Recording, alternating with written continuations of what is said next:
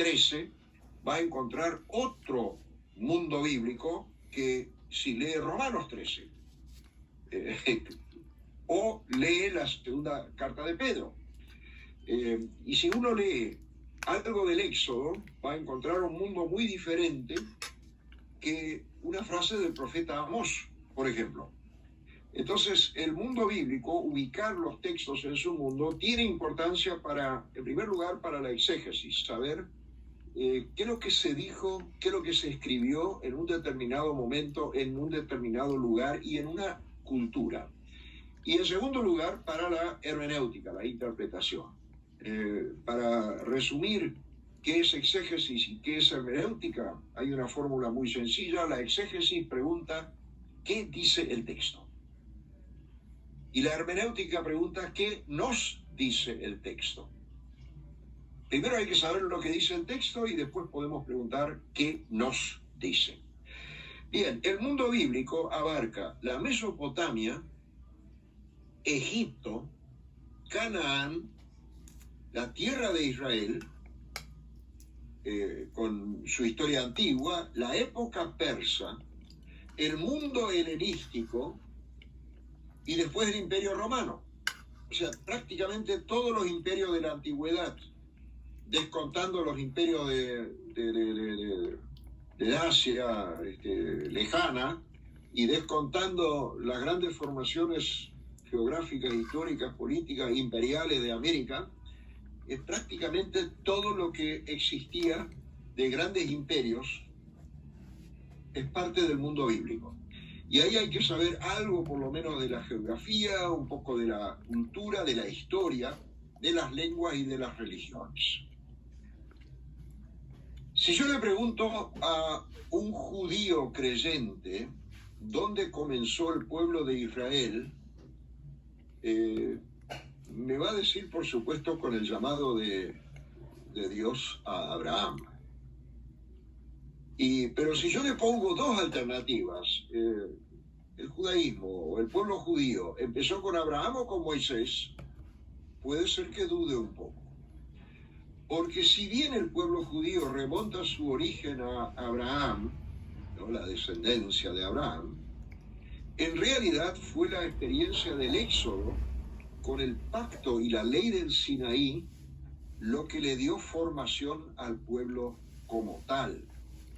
Esa liberación de aquel sistema de trabajo forzado en el que cayeron o fueron obligados los descendientes de Abraham unos siglos después, esa esclavitud que fue el sistema normal para la antigüedad, salvo en Israel, con pocas excepciones, esa liberación fue considerada como el gran hecho salvífico, la intervención de Dios en la historia, llamando a Moisés, acompañándolo, animándolo, y todo ese conflicto que sabemos del libro de Éxodo, con características éticas, por supuesto, con muchas explicaciones, con hermenéutica también. Bien, ese hecho marcó a este pueblito que se estaba por formar e hizo de él un compacto con conciencia de ser un pueblo.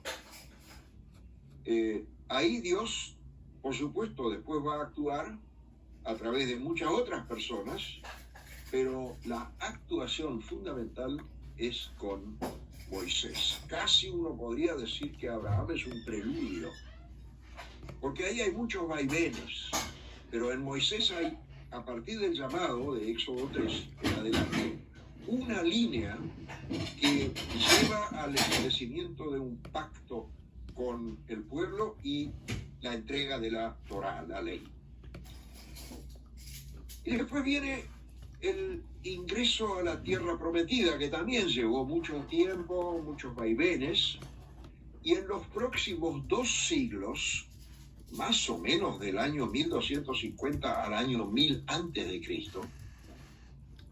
este pequeño pueblo en formación con sus jueces, con los retrasos, con las peleas con los filisteos y con todo lo que pasaba en Canaán, buscó una alternativa, llamémosla en términos modernos, nacional, bajo la voluntad de Dios. Ese término es nacional porque hace 200 años, 300 años, 400, empezaron a formarse estos conceptos de un Estado nacional.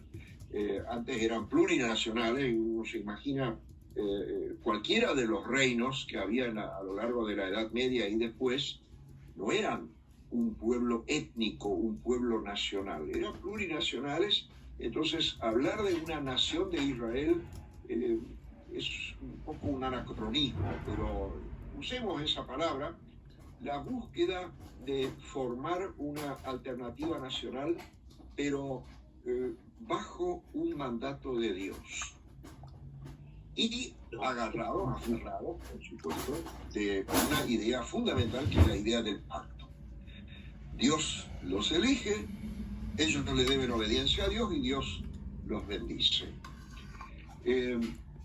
Esa alternativa es muy llamativa porque había grandes imperios en el antiguo cercano oriente y en Egipto, construidos sobre la esclavitud y no sobre la libertad como la experimentó Israel, construidos sobre el trabajo obligatorio, altos tributos, dentro de lo que se ha llamado un modo asiático de producción. Eso es un poco complicado, eso lo voy a dejar, pero simplemente decir que la formación de Israel era una alternativa a lo que existía en el entorno. Fundamentalmente no había esclavos en Israel porque Dios los había liberado a través de Moisés precisamente de la esclavitud. Con el tiempo también hubo algunos esclavos, hubo alguna legislación, pero el pueblo se manejaba con otros parámetros, y dentro de los cuales el de la libertad y el de la igualdad son fundamentales. Por ejemplo, el concepto de que el ser humano fue creado a imagen de Dios. Ese concepto existía también en Egipto, pero mayormente relacionado con el faraón. El esclavo no. En Génesis 1 aparece un concepto que rompe todos los moldes antropológicos de aquella época. El ser humano, imagen de Dios. Es lo más grandioso que puede decirse de un ser humano. Bien, en esa tendencia de la libertad y de la igualdad, que tampoco por supuesto era fácil, se va formando una constitución del pueblo de Dios, y que por diversos motivos quiere un rey, quiere un reino, primero un reino unificado y después de los descendientes de David, Salomón. A partir de ahí empieza a bifurcarse el reino de Israel del norte, el reino de Judá del sur, y ese rey, ese reinado doble se puede decir, permanece durante varios siglos. Mediante diversas leyes se intentó disciplinar o domar el egoísmo humano, donde uno quiere triunfar sobre el otro a costa del bienestar del otro. Este proceso fue acompañado constantemente por una voz crítica, la voz de Dios, pero mediada y transmitida por la crítica profética contra todos los pecados del pueblo. Si uno a nivel popular le pregunta a la gente qué es un profeta, van a decir uno que predice el futuro. Errado. El profeta no es que predice el futuro o sabe el futuro, eso lo hace un vidente. Por supuesto es falso lo que dice, pero los videntes creen que pueden anunciar el futuro. El profeta anuncia la voluntad de Dios, que puede ser una palabra de consuelo, puede ser una palabra de crítica sobre lo que pasa en la sociedad, en las personas, puede ser una palabra de orientación, y a veces también anuncian algo futuro. Pero la tarea del profeta no es anunciar el futuro, es anunciar la voluntad de Dios, a la cual el futuro también pertenece, pero no en primer lugar. Los profetas denuncian la adoración de ídolos, por ejemplo, la idolatría. Denuncian el maltrato de los débiles, la defensa de viudas, de huérfanos, de jornaleros, de extranjeros radicados en Israel, es constante en toda la literatura y en todos los géneros literarios del Antiguo Testamento. Está en la Torá, está en los libros históricos, en los libros proféticos y en los libros sapienciales.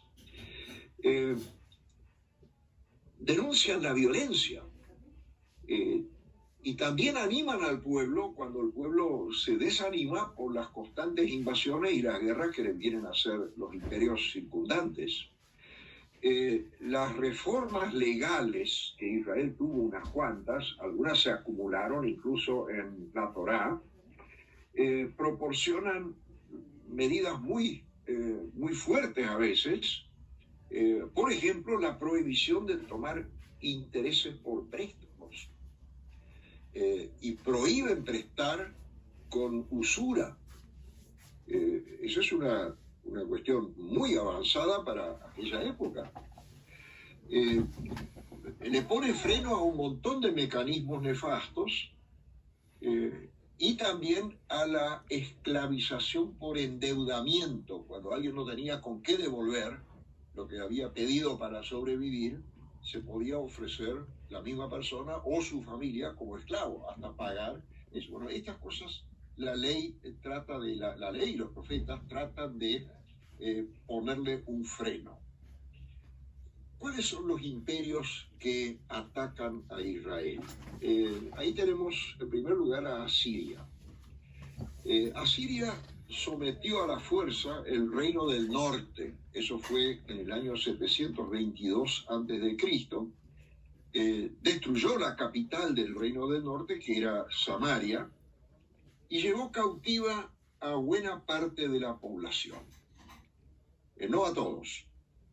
Ahora, con eso se terminaron varias corrientes, decían las tribus del norte, estas no aparecen más después en la historia, y eso fue una política imperial muchas veces ejecutada en la antigüedad, un trasplante obligatorio de masa de población a otro lugar y rellenar ese vacío con otra gente. Y ahí esto no le gustó mucho a los del sur porque parece que le tocaba el tema de la pureza, hoy diríamos étnica, aunque eso también es más fantasía que otra cosa, porque no sé si alguien de ustedes estuvo una vez en Israel.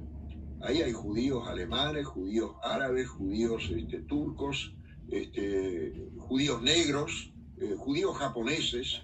¿Y qué es un judío? Bueno, el que acepta la religión, pero como pueblo étnico, como estas naciones étnicas que se han formado en muchas partes del mundo, Armenia, Alemania en su momento, etc., eso ya es una ficción. Entonces ahí no se puede hablar de una descendencia biológica ya de Abraham, sino de una fe común. Y la política de desarraigar gente y de mezclarla, los que quedaban, mezclarlos después con otros, es lo que aplicó a Siria en el reino del norte. Por eso hubo también un gran rechazo a los samaritanos desde el sur. Los rastros de estos exilados a Siria se perdieron totalmente en la historia y nunca faltaron fantasías y teorías que uno puede decir que son tomadas de la pura fantasía, que no, pero fueron a Inglaterra y son los antecesores de los anglicanos. No, dicen otros, no, fueron a América y son los antecesores de los indígenas. Esa es la teoría mormón. Hay todo un libro desarrollado. Y así han tratado de ver dónde quedaron estos israelitas del norte, porque sus rastros se han perdido totalmente en la historia. Después sobrevino la conquista del reino del sur en varias tandas por los babilonios. en el 597 a.C. hubo una deportación menor y exactamente una década después el rey, casi podría decirse emperador de Babilonia, Nabucodonosor II, conquistó Jerusalén, destruyó el reino, la ciudad y el templo. Y eso está en Segunda Reyes y también en Jeremías. Y llevó a una enorme cantidad de habitantes al exilio. Los babilonios no poblaron, como los asirios, la tierra dominada, y tampoco llevaron a cabo una política de asimilación forzosa, porque a veces cuando un imperio invade un pueblo chico, le aplica una política de asimilación forzosa, le cambia el idioma, le cambia la religión, le cambia toda la cultura y destruye lo que hay de local. Los babilonios no hicieron eso. Y ahí ocurre entonces algo muy importante, porque hasta ese momento la posesión de la tierra, en hebreo Eretz Israel, la dinastía davídica y el templo de Jerusalén en el monte Sión habían sido los cimientos del pueblo de Dios. Imaginarse no tener la tierra o no tener un rey de una determinada dinastía o no tener templo era la destrucción total de todo aquello que había sido significativo para este pueblo, pequeño pueblo donde Dios lo acompañaba, y esa era una verdadera tragedia, y eso por supuesto afectó también la comprensión de Dios. Cualquier otra etnia o cualquier otro pueblo posiblemente se hubiera desesperado, hubiera abandonado a su Dios. Con Israel no pasó esto, porque los líderes de los deportados profundizaron una línea de reflexión teológica que se plasmó en una teología llamada deuteronomística, porque está también en el Deuteronomio y después en los libros que llamamos históricos, de que lo que había pasado se debió a la desobediencia a la Torá de Dios. Dios los estaba reeducando con castigo, pero para una reeducación de su pueblo. Por supuesto, nadie de nosotros conoce toda la historia mundial, pero yo no conozco otra nación que haya visto sus fracasos tan tremendos como lo fue esa destrucción de Jerusalén, tomar preso a las autoridades, llevar a la gente, destruirle el templo, comprender eso como un castigo educador. Porque generalmente se le echa la culpa al imperialismo, del lado que fuere, o de los aprovechadores internos, pero Israel logró entender que eso les estaba pasando por la desobediencia a la ley de Dios. Se podría decir que eso salvó la fe de Israel, porque cuando pasan ese tipo de tragedias históricas, hay que redescubrir a Dios, por así decirlo, entre comillas, por supuesto. Y los deportados allá en Babilonia redescubrieron su ley, redescubrieron la Torá y dijeron: hemos fallado ante Dios en este cumplimiento, Dios nos trajo acá, ahora tenemos que pagarlo. Y profundizaron su comprensión de la ley y desarrollaron una teología de la sobrevivencia. Ahora, en esa teología hay algunos puntos más fuertes que otros. Los dos elementos que ellos enfatizaron para diferenciarse de los babilonios fueron los dos pilares que sostienen de alguna forma al judaísmo hasta la actualidad, y que también aquellos que no son muy creyentes los vinculan con la identidad judía, que son el mandamiento sabático, del descanso sabático, por un lado, y la circuncisión masculina, por el otro lado.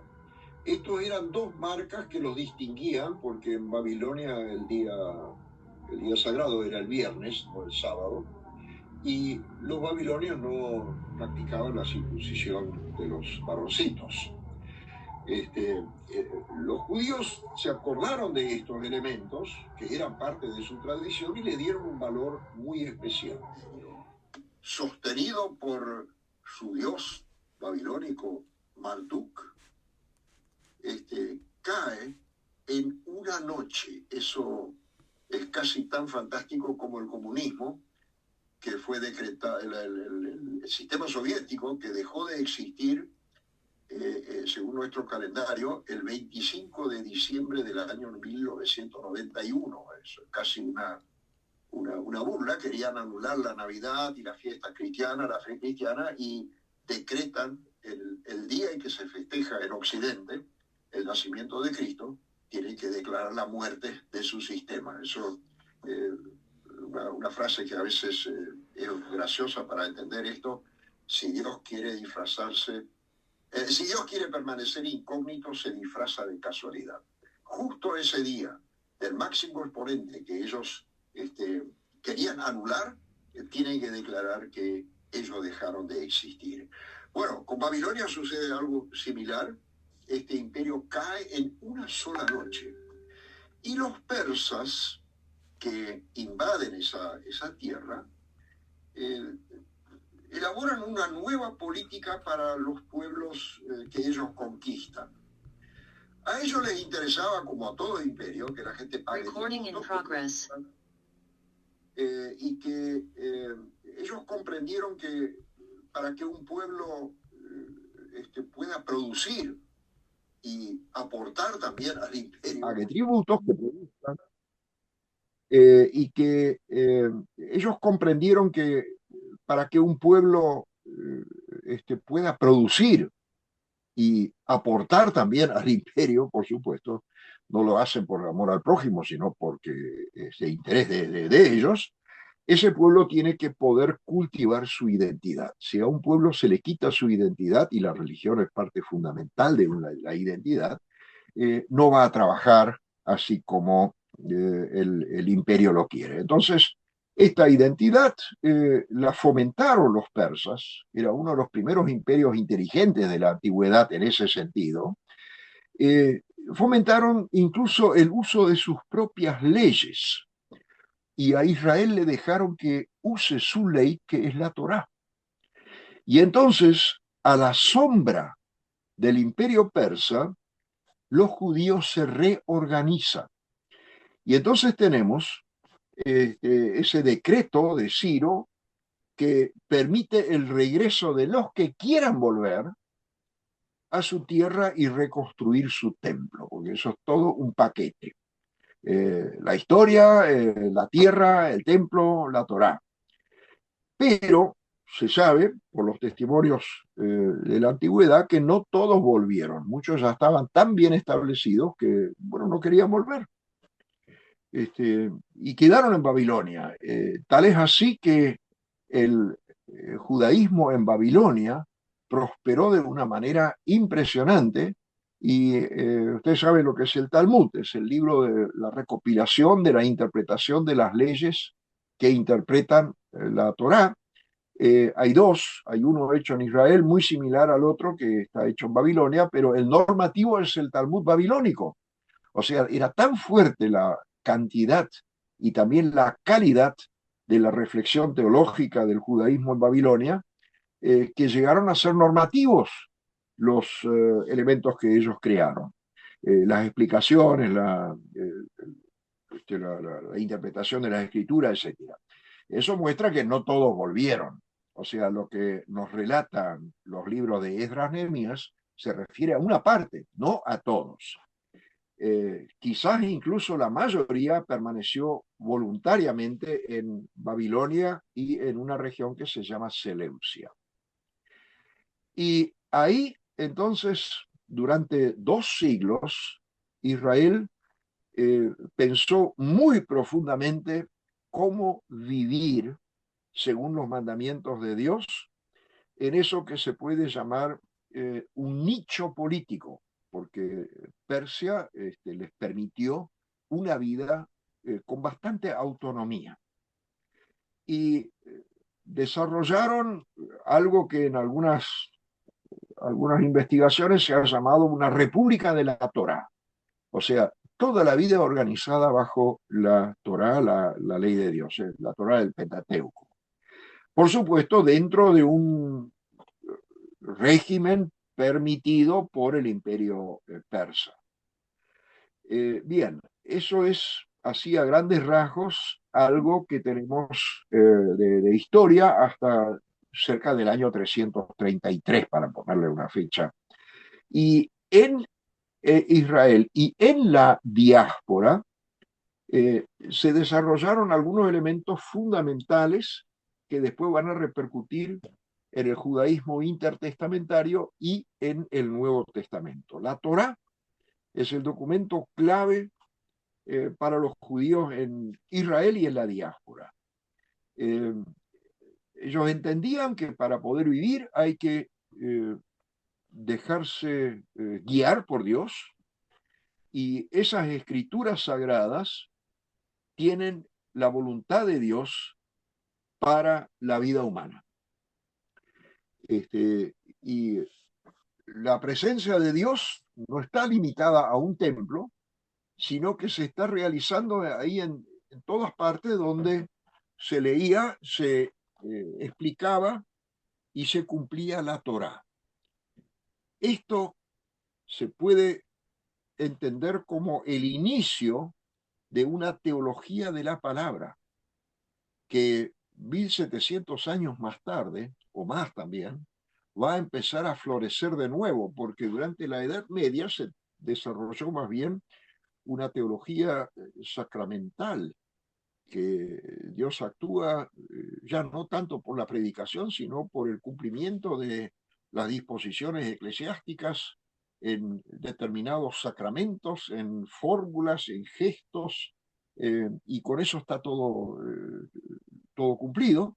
No, aquellos, y después la Reforma y los distintos movimientos van a enfatizar la palabra, la proclamación de la palabra, la lectura de la palabra, la predicación de la palabra, el cumplimiento de la palabra, y eso no es un invento de la Reforma, eso ya estaba en esta República de la Torá y en la diáspora judía, que se formó por estas distintas dispersiones que ha sufrido el pueblo de Israel. En el centro de la Torá está el monoteísmo absolutamente estricto. No hay componendas, no hay aceptación de cultos extranjeros, y la religión judía entendía que la religión de los no judíos era equivocada, porque están adorando ídolos, y esto se basa en aquellas partes de la Torá donde se habla contra los falsos dioses de otras naciones. O sea, había un muy fuerte rechazo del politeísmo. Había otros elementos más, por ejemplo, la comunidad local. El judaísmo no tuvo una central, como podríamos decir que es el Vaticano para el mundo católico, sino que la comunidad local, libre y con su propia organización, ya con sinagoga a partir del año 300 a.C., y esa sinagoga en realidad era una casa de oración. Ellos entendieron que no necesitaban un culto con ofrendas de animales. Eso vuelve a surgir en Jerusalén cuando se reconstruye, pero fuera de Jerusalén, y después con la destrucción del templo, del segundo templo, como se lo llama, el judaísmo quedó otra vez sin lugar fijo, sin edificio centralizado, y la organización está en manos de la comunidad, la sinagoga. Lejos o cerca del santuario de Jerusalén, no importa, porque la sinagoga es la escuela donde se ora, se escucha la Torá, se la explica, etc. Acá hay algo interesante. Nosotros generalmente cuando hablamos del judaísmo nos imaginamos el sumo sacerdote, toda la concurrencia de sacerdotes y de levitas, todos masculinos, y cuando nos imaginamos una sinagoga viene a nuestra imagen un rabino masculino. Mientras tanto hay rabinas. La primera fue una mujer que recibió su título de rabina, Regina Jonas o Jonas, en Alemania. Más tarde los nazis la mataron a ella y a su mamá en un campo de concentración, pero fue la primera rabina de la historia moderna. Ahora, ¿qué pasa en la antigüedad? Es muy interesante que hay unos 20 testimonios escritos, asegurados, que muestran que las mujeres tenían funciones de liderazgo en un montón de casos.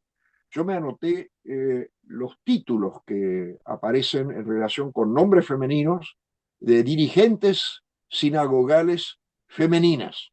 Por ejemplo, la palabra eh, madre de la sinagoga. Eso no es un título honorífico, sino que una mujer que enseñaba en la sinagoga. O mujer principal de la sinagoga. En otro título aparece la palabra anciana o principal, así, sin otra explicación. O incluso, y acá ya sobrepasa todo lo que uno podría esperar, sacerdotisa, cuando no había más sacerdotes, pero había mujeres a las que se les llamaba sacerdotisa. Había, por supuesto, también una serie de fiestas, principalmente la Pascua, los tabernáculos y el Día del Perdón. Eh, el templo, mientras existía en Jerusalén, era un centro apreciado, hacían peregrinaciones, pero no había mucha migración a la tierra de Israel como para estar más cerca de la patria o del templo. Y una red de ayuda social comunitaria que excede todo lo que había en la antigüedad de preocupación por los miembros débiles. O sea, un judío empobrecido o con discapacidad o que había perdido todo por una inundación o lo que fuere, contaba con la ayuda de una caja local, eh, de, de, de una caja sostenida por todos los miembros de la comunidad para sus miembros débiles. Eso no existía en ninguna otra religión antes del judaísmo, va a existir en el cristianismo, que es una herencia del judaísmo, la caja de los pobres. Eh, y si alguien dice, sí, pero Roma también se preocupó porque les dio pan y juegos, o pan y circo, como también se dice, bueno, eso era por motivos políticos, para que no hicieran revoluciones, levantamientos, les daba a los más pobres una distribución de trigo y los mantenía divertidos con sus fiestas en el circo, con espectáculos sangrientos, donde sale todo el morbo de nosotros como pecadores. No era ayuda social, de ninguna manera. Eh, un efecto que ya va a entrar también muy fuertemente al cristianismo es el misionero, el efecto misionero del judaísmo de aquella época. Las religiones en esa época no hacían mayormente misión, como la conocemos en el cristianismo. Una religión no judeo-cristiana que sí tuvo mucha afluencia fue el culto de la diosa egipcia Isis. Pero el judaísmo tuvo un efecto de atracción por varios motivos, así como después va a crecer por el efecto misionero el cristianismo. En el siglo antes, los 2 siglos antes de Cristo, creció la cantidad de judíos de una manera única y asombrosa. Precisamente por 3 rasgos específicos de la religión judía: el monoteísmo, la ética y la dimensión comunitaria. El monoteísmo, ¿por qué? Porque había toda una tendencia filosófica ya en el mundo bíblico griego de plantearse si realmente es necesario postular la existencia de tantas divinidades que llegan a miles y miles y miles en la religión griega, y en la romana hay un panteón grande que es el mismo que en la religión griega, pero con otros nombres, pero las divinidades son las mismas, y después hay un ejército de dioses inferiores, de patronos, de semidioses, etcétera, etcétera. Y varios pensadores han planteado, ¿realmente hay que creer eso así o no habrá una divinidad suprema que después se manifestará en distintas formas? De eso hay un antecedente en el año 1400 y más, también 1500, 1400, o sea, el siglo XV antes de Cristo, con un faraón egipcio, Ecnatón o Akenatón, que quiso unificar la religiosidad en torno a una divinidad que era el dios Atón, el dios Sol. Y eso duró exactamente lo que duró su propio reinado, porque apenas había muerto, volvieron otra vez al politeísmo. Él era el esposo de la famosa eh, este, esposa de Faraón, Nefertiti, cuya cabeza, el busto, está en el Museo de Berlín. Dice que la mujer egipcia más linda está en Berlín, es, bueno, por lo menos de piedra caliza, muy posiblemente el padre de Tutankamón, el famoso Tutankamón, pero ya con Tutankamón entra de vuelta el politeísmo. Entonces había un antecedente. La postura griega de cuestionar el politeísmo no produjo ninguna religiosidad, ninguna forma religiosa, pero los judíos desde siempre hablaban de un solo Dios y de que todos los otros no existían, no eran dioses, no eran nada. Eso atrajo a mucha gente desorientada por la multiplicidad porque cada religión ofrecía diferentes dioses, pero ahí había una que incluso ofrecía un libro con las palabras de ese dios, era un punto de atracción. En segundo lugar, la ética. La religiosidad del entorno no tenía consecuencias éticas. El culto a los dioses grecolatinos, por darle un nombre unificado, y el culto al emperador, no era un culto que tenía consecuencias directas sobre la vida de la gente. Cada uno vivía lo que le daba la gana y lo que le permitían las leyes, lo que no estaba prohibido se podía hacer. Y mucha gente estaba, perdonen la palabra, asqueada por el estilo de vida de muchos griegos y de muchos romanos. En cambio, en el judaísmo había un decálogo, había un ordenamiento de la vida, había una insistencia en el amor al prójimo, una insistencia en la familia, la sacralidad de la vida, etcétera, y eso atrajo a mucha gente. Y tercero era la dimensión comunitaria, que implicaba la protección de todos los miembros de la familia de esa religión. Esa combinación de esos factores produjo un acercamiento, no por misión explícita, decir, bueno, vengan aquí, aquí tienen algo mejor, sino el ejemplo práctico irradiaba en el entorno, de manera que el judaísmo creció, y en el Imperio Romano había en el primer siglo aproximadamente 60 millones de habitantes. Casi un 10% eran judíos, de los cuales 1 millón aproximado vivía en la tierra de Israel y los otros prácticamente 5 millones, casi 5 millones, desparramados en el mundo mediterráneo y en la Mesopotamia. Todas las ciudades tenían sinagogas, en todas las ciudades había dos grupos de gente que se acercaba al judaísmo. Había un grupo de los llamados temerosos de Dios, que aparecen en el Nuevo Testamento con la designación griega phobúmenos ton theon, el que teme a Dios. O también sebómenos, tonteón. El que rinde culto a Dios. También se lo llama teosebes, o sea, el adorador de Dios. Estos no eran todavía judíos enteros, pero sí temerosos de Dios, que se mencionan varias veces en el libro de los Hechos.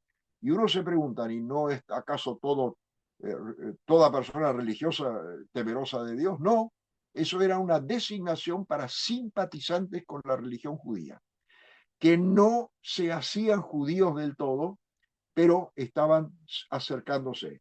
Y la figura de lo que en griego se llama prosélitos, en castellano el prosélito, es aquella de un no judío que por simpatizar con el judaísmo y luego aceptar toda la Torá, entraba al judaísmo y se hacía plenamente judío.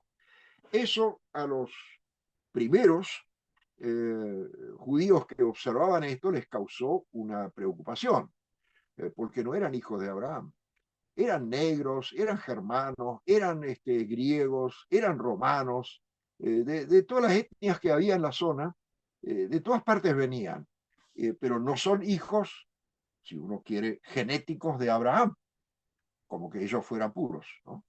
Bueno, finalmente se decidió, si ellos aceptan la Torá, son hijos espirituales de Abraham. Los otros son hijos, son judíos de vientre judío, eso es una designación que existe, judíos de vientre judío, por la mamá es judía, pero estos son hijos de corazón o hijos de Abraham por la fe. Esta idea fructificó en el cristianismo porque se pudo decir que somos descendientes de Abraham por la fe y que en la descendencia de Abraham Dios obra en todo el mundo. Menos mal, porque si no hubiéramos quedado todos afuera los que no tenemos una ascendencia étnica judía. O sea, no fue Pablo el primero que lo formuló así, esto venía creciéndose y ahí tiene que ver entonces este efecto misionero que atrajo a temerosos de Dios y a prosélitos a la religión judía. Por eso, Pablo, cuando empieza a evangelizar, empieza en la sinagoga. Si lo escuchan, está bien. Si no lo escuchan, va y habla con prosélitos y con temerosos de Dios. Y después va al mundo pagano, que deja de ser pagano y se puede convertir en hijos de Dios.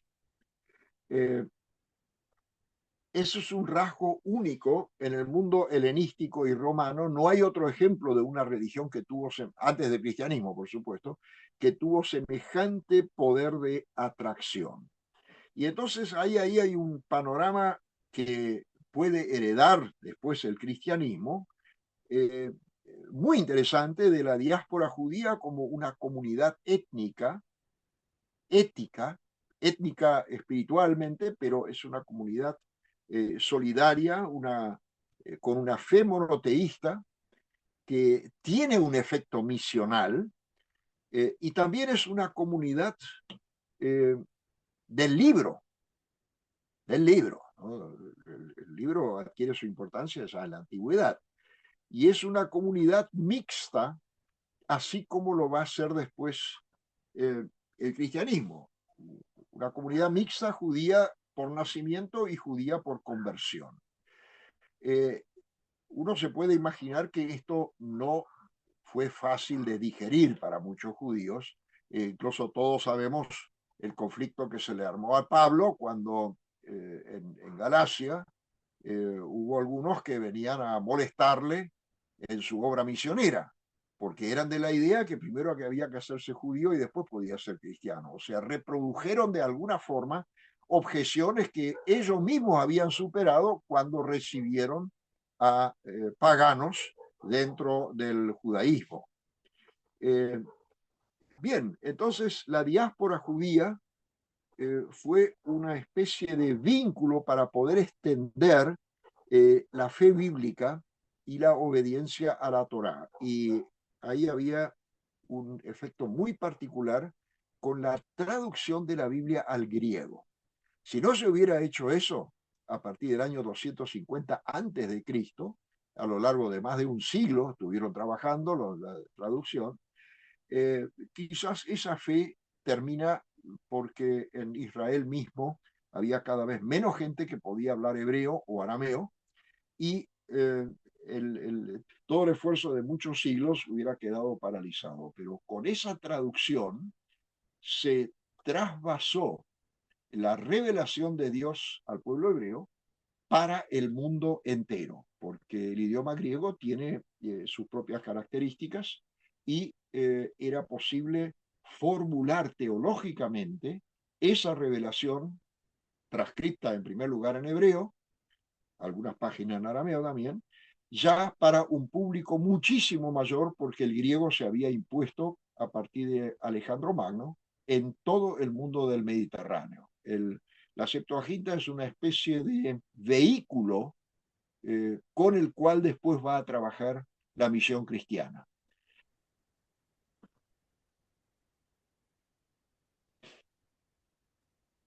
Adelante, hermano, adelante. Perfecto.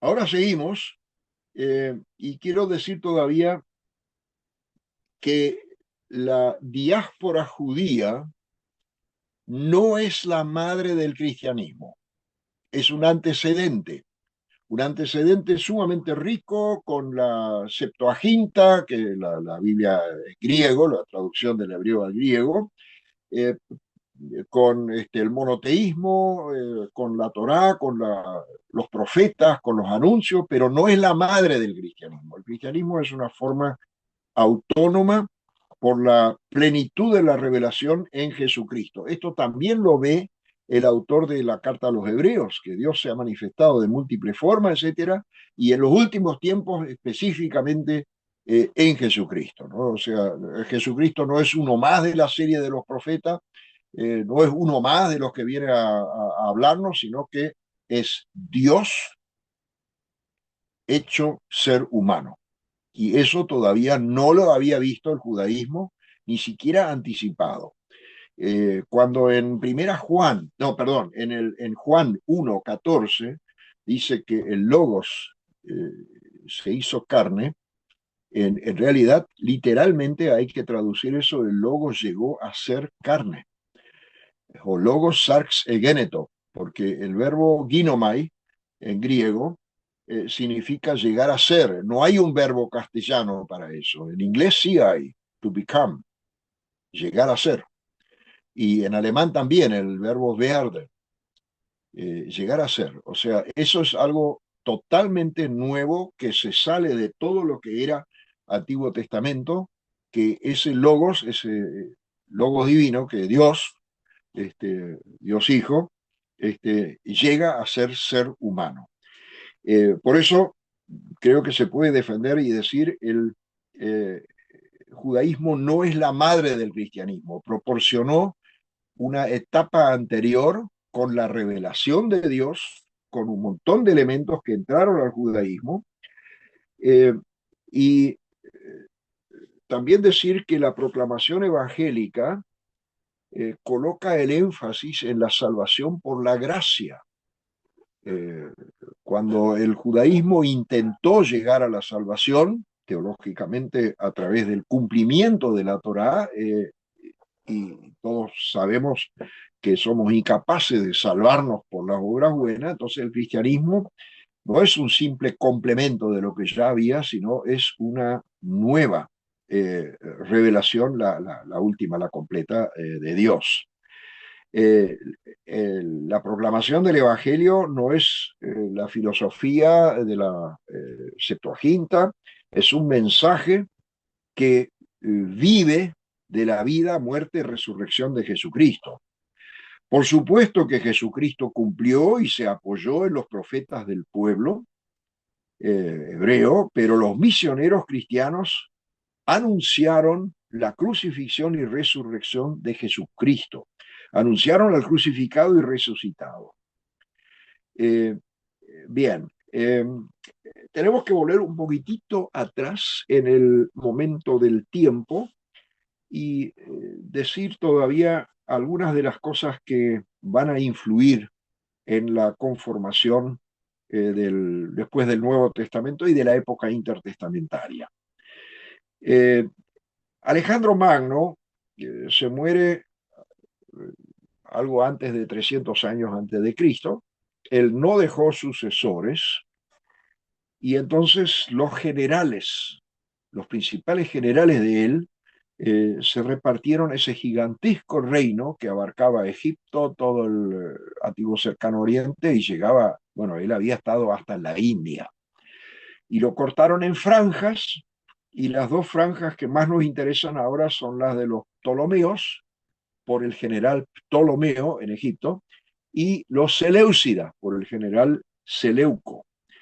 Y eh, estos Seleucidas al principio dejaron funcionar más o menos el judaísmo como venía siendo acostumbrado, pero en un determinado momento sube eh, un rey, eh, el, el, rey Seleucida, este, que Antíoco IV se lo llamaba, empieza a oprimir el judaísmo. Hay una gran discusión por qué empezó a oprimir el judaísmo, pero hay varias cuestiones acá. Por una parte, este Seleuco y todo el imperio Seleucida eran fuertemente helenizadas y había rasgos culturales del helenismo que chocaban con el judaísmo. La apertura a otras divinidades, la apertura a algunas cosas que eran casi un tabú en la cultura judía, por ejemplo, todo el tema de la gimnasia, el gimnasio, los deportes se practicaban, los varones los practicaban desnudos, y la desnudez es un tabú en el judaísmo antiguo. No hay pinturas de desnudos, no hay esculturas de figuras desnudas, en cambio en Grecia sí, y en Egipto bastante también, pero el judaísmo era muy conservador en ese sentido y esto era algo de que avergonzarse. Y la influencia helenizante se hizo notar de múltiples maneras en la imposición del idioma griego, el estilo de vida helenista, la helenización de las ciudades judías, eh, la construcción del gimnasio en Jerusalén y entre la alta clase de Jerusalén, muchos adoptaron este estilo de vida eh, helenista y otros se opusieron a eso porque alegaban de que esto implicaba eh, idolatría. Incluso en las decoraciones, el judaísmo tiene prohibido representar figuras humanas y animales. Entonces la decoración anterior que habían tenido era geométrica o de plantas en todo caso, como en el Islam. Ahí está prohibido esto, la representación de figuras humanas. Entonces ellos también tienen una geometría aplicada a la caligrafía, las letras, el desarrollo de las letras en el Islam se dio por un respeto a ese mandato del Corán de no hacerse imágenes. Entonces, hasta por el tema de las imágenes, ya mucho antes del Islam, en Israel había choques con este modelo helenista. Y entonces ahí sube este Antíoco IV Epífanes, que ya viene en un entorno de conflicto y empieza a instalar medidas para quebrar toda resistencia de los judíos al dominio extranjero y a la explotación económica. Esta gente llevaba, como lo va a hacer después Roma, y como lo habían hecho ya antes, enormes cantidades de impuestos y de tributos a sus respectivos centros. Lo cual es algo normal en toda la historia de los imperios. Y los judíos tenían un argumento teológico para oponerse a esto, precisamente porque la tierra es del Señor y no para los extranjeros. Si quieren integrarse y trabajar ahí es una cosa, pero no para robar todo e irse. Entonces tenían una resistencia a partir de la Torá a este dominio extranjero, que fue muchísimo más fuerte que los anteriores que habían vivido, sobre todo el persa, que era muy tolerante. Y este Antíoco IV, no se sabe si él o sus asesores se dieron cuenta que quebrando la religión judía, la explotación iba a ser mucho más fácil.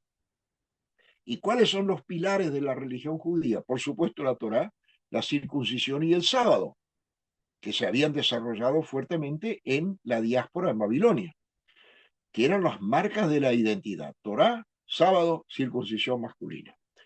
Y entonces se prohibió la Torá, se prohibió la circuncisión y se prohibió la santificación o celebración del sábado. Esta persecución violenta produjo mártires. Este hombre, Antíoco IV Epífanes, profanó el templo de Jerusalén, colocó ahí un altar pagano, hizo sacrificar una cerda, una chancha, sobre el altar como para profanarlo del todo. Y la helenización de Jerusalén incluso tuvo que ver con coimas entre la casta sacerdotal y las autoridades de los seleucidas. Y esto, entonces, hizo suscitar diferentes tipos de reacción. Había algunos más bien de la línea sapiencial, que produjeron una literatura de decir, bueno, no se puede hacer nada, esperemos que esto pase, el tiempo lo va a arreglar, etcétera, miremos de lejos si se quiere. Había otros que tomaron la opción por una orientación religiosa con líneas místicas, los Hasidim, que después se van a bifurcar entre fariseos y esenios. Había otros que tomaron la línea apocalíptica. Bueno, esto ya es tan tremendo, esto es señal de los últimos tiempos, no podemos hacer nada, tenemos que mantenernos fieles a Dios, Dios le va a poner fin a esto. Y había un cuarto grupo que no tomaron una opción meramente apocalíptica o religiosa o filosófica, sino que tomaron las armas. Y esos son los macabeos. Le hicieron una revolución a estos griegos, como los llamaron. El, el jefe Antíoco IV Epífanes se murió, pero no en una batalla, sino se murió en un viaje. Y ellos, los macabeos, llegaron a una especie de pacto con los seleucidas, ustedes allá, nosotros acá, etcétera, etcétera. Rededicaron el templo, frenaron la influencia helenística, y la rededicación del templo, los judíos la recuerdan hasta hoy con la fiesta de Hanukkah, de ese candelabro que tiene 8 brazos con velitas y un 9º brazo de donde se prenden los otros. Y eso fue en el año 164 a.C. Esa opresión había durado prácticamente 10 años, del 175 al 164, y con eso tuvieron otra vez su independencia. Pero quedaron estas líneas, la línea apocalíptica, la línea más religiosa. Los macabeos tomaron después, los sucesores tomaron el nombre de asmoneos, tuvieron una independencia realmente, pero por conflictos internos, otra vez, uno de ellos, que tenía ambición de conseguir otra vez todo el poder, llamó a los romanos para que le vengan a ayudar contra su propio hermano. Y los romanos entraron con Pompeyo en el año 63 y ya se quedaron por un buen tiempo, y después van a sofocar las revoluciones que se hacen contra ellos en el año 66 al 70 y después en el año 132 al 135. O sea, ahí donde estaban los romanos no había posibilidad de éxito. Esta historia está en buena parte en los dos libros de los Macabeos, el primero y el segundo. Digo los dos primeros porque después hay otros libros más. En Daniel 7 aparece un concepto teológico fundamental, que es la expresión aramea Bar Enash, y se la suele traducir como hijo del hombre o hijo de hombre. Bar es lo mismo que Ben en hebreo, Bar es arameo, significa hijo, Enash, eh, ser humano, hombre, ¿no? Y con el tiempo, esta figura fue interpretada de manera mesiánica, o sea, Dios va a mandar a un Mesías y eso fomentó expectativas mesiánicas del judaísmo y también fue aplicado a Jesús, juntamente con otros títulos que ya existían en Israel, y el más importante es el siervo del Señor. Ese es de Isaías. En Isaías hay 4 cánticos del siervo del Señor, y el más voluminoso, el más sustancioso, es el que está al final del capítulo 52 y todo el 53. Y es interesante que en los evangelios vemos cómo Jesús combina el título de Hijo del Hombre con el título del siervo del Señor. Y ahí, entonces, el judaísmo intertestamentario, fundamentalmente con esta lucha por la independencia, suministra un concepto clave del Hijo del Hombre, que es el enviado de Dios para liberar al pueblo, pero el tema del pueblo va a sobrepasar los límites étnicos religiosos del judaísmo, y el concepto de liberación también va a sobrepasar lo que estaban esperando los apocalípticos, la instauración del reino de Dios en forma política. También hay que agregar que en el libro de Daniel aparece en la segunda parte, que es la parte apocalíptica. La primera habla de lo que sucedió en Babilonia, la segunda son las visiones apocalípticas. Aparecen los grandes imperios representados en animales salvajes y silvestres, más salvajes que silvestres. Y en cambio, cuando viene Dios a instaurar su reino, lo viene haciendo con una cara humana. O sea, ese conflicto entre la violencia de las bestias y Dios, la cara humana, esto después se relee diciendo que Jesús nos viene a revelar la verdadera cara de Dios en oposición a la idolatría y los animales salvajes que representan los distintos imperios: el imperio asirio, babilónico, el persa, y después viene el griego, ¿no? Este texto es entonces el origen del concepto reino o reinado de Dios, que vencerá y reemplazará a todo tipo de violencia. Y acá uno podría pensar que acá hay, en estos planteos, hay un inicio de una teología no violenta, o si se quiere, pacifista. Lo tomo con mucho cuidado porque no se pueden mezclar términos de la época moderna con conceptos antiguos, eso se llama anacronismo. Pero hay gérmenes de lo que después va a aparecer en el concepto de la no violencia. No estamos hablando de pasivismo, sino no violencia, que es otra cosa, porque pasivismo es dejar que todos se embromen y que suceda lo que quiera. Pero la actuación positiva de la producción de paz también es retomada por Jesucristo. Bienaventurados los que hacen la paz, los que hacen la paz. Y surge también en esa época intertestamentaria, en Daniel, con toda la fuerza, el concepto de un juicio final, con doble resultado: resurrección para la vida eterna y resurrección para el castigo eterno. La primera vez que esto se anuncia así, con todas las letras que mencioné, es en Daniel capítulo 12. Y los justos justos se levantarán del polvo de la tierra y brillarán, etcétera, etcétera, y los otros para castigo.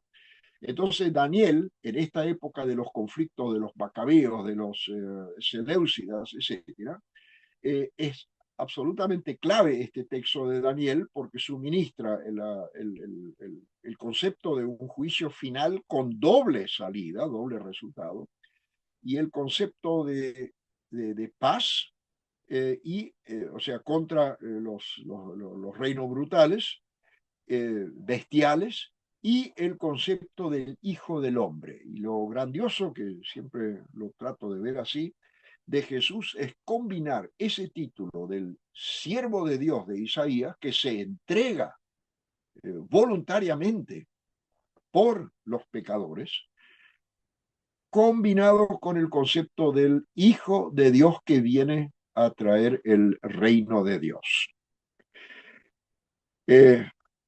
Con eso se ve claramente que la época intertestamentaria, en este caso, con todos los distintos conceptos de la teología, de la historia, del mesianismo, de las luchas, etcétera, es muy importante para poder entender textos del Nuevo Testamento, porque si no, ¿qué es el Hijo del Hombre? ¿No? Genéticamente no podemos hablar de un hijo de un hombre, de un masculino, en el caso de Jesús. Pero entonces tiene que haber otro sentido. Bien, eso lo suministra en la época intertestamentaria el texto de Daniel. Y ahora pegamos un salto al Imperio Romano. El Imperio Romano fue muy organizado en todo sentido, fue también el más brutal, porque tuvo un aparato político, con el emperador en la cúspide, un aparato militar y también un aparato económico. Y elaboró, como ningún imperio de la antigüedad, también una determinada ideología imperial. Una ideología que anclaba la seguridad para el imperio en la fidelidad al emperador. Ahí se entiende por qué era tan peligroso para los cristianos no adorar al emperador, como no reconocerlo como divinidad, porque eso ponía en peligro las bases ideológicas del imperio romano. Y una de las críticas más radicales de ese dominio sobre cuerpo, mente, alma, sentimiento, fe, etcétera, es esa parodia del dragón con sus dos bestias en el Apocalipsis. Digo parodia porque no es una divinidad, sino una falsa trinidad. El dragón, primero que es echado del cielo, en el capítulo 12, y al final va a ser echado nuevamente también de la tierra y va a ir a terminar en el lago de azufre y fuego. Por eso es una parodia. El autor lo representa como un intento muy, muy peligroso, violento, pero que al final va a triunfar Dios. Y las dos bestias también van a ser echadas ahí a, a este castigo eterno. El dragón, el texto lo dice claramente, es la serpiente antigua, o sea, se refiere a Génesis 3, es Satanás, es el diablo, ese es el dragón. La primera bestia representa el aparato del emperador y la segunda bestia el aparato de promoción del imperio, porque hace que la gente lo crea, que la gente se adapte a esa adoración, etcétera, etcétera. Ese texto de Apocalipsis es un juicio realmente demoledor, fantástico, de Dios sobre esa dimensión del imperio, la dimensión violenta, la dimensión, bueno, que quiere hacer que la gente lo reconozca como divino. Y anuncia al mismo tiempo que ese cordero, el Cristo crucificado y resucitado, ese es el verdadero Señor, no el dragón, ni sus dos bestias.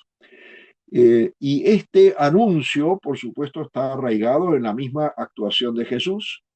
El Apocalipsis no es el primero que llama a Jesús Cordero, ya en los evangelios aparece esto, y eso es un cuestionamiento radical de todos los poderosos de aquella época. Y al mismo tiempo anima a creer en el poder del reino de Dios, que va formando a nivel pequeño pequeñas alternativas de personas que creen en ese Dios de amor, ese Dios que perdona, que salva, mediante pequeñas comunidades que por supuesto deben crecer, para eso está la misión, y que son espacios donde poder vivir la fe.